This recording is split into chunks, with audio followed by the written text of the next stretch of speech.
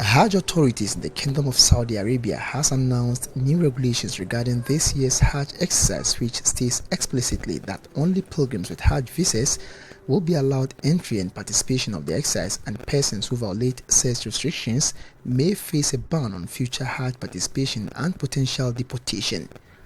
Chairman of Ghana's Hajj Board, Ben Abdallah Banda, who supervised the exercise last year, says would-be pilgrims are misled by unscrupulous people to travel to Saudi Arabia with visiting visas, subjecting them to trouble. Thought to the visiting visas, they are misled because, as you do know, they may not even have traveled to the Kingdom of Saudi Arabia before. So they don't know the prevailing situation and conditions there. It is only when they get there that they realize that what they were told is not what they think in Saudi Arabia. The influx of people with non-Hajj visas attempting to embark on the exercise, according to Ben Abdallah, subject Ghanaian pilgrims through inconvenience, as such persons tend to use the limited facilities meant for Ghana's Hajj pilgrims. That people who don't have the Hajj visas normally cause a lot of inconveniences and challenges to the Hajj board is Mina, where they know that you can't, as an individual, go and rent a tent in Mina. It's not possible. Unlike you can go to any hotel and say you want to book a room.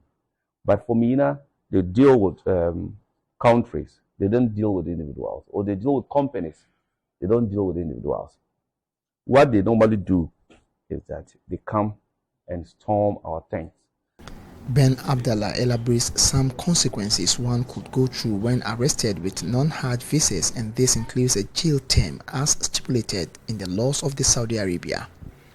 The consequences for such an act are dire.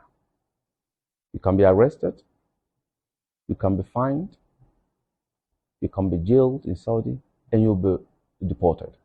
You can also be barred from entering Makkah for a certain number of years. He was, however, quick to emphasize that contrary to claims that embarking on the Hajj pilgrimage with visiting visas are cheap and affordable, such pilgrims in turn spend more due to the number of days they spend in Saudi Arabia. If you want to go solo by not aligning with the Ghana Hajj board, it's rather more expensive than if you were to go with the Ghana Hajj, because one, as I'm talking, some are trying to leave Ghana for Saudi.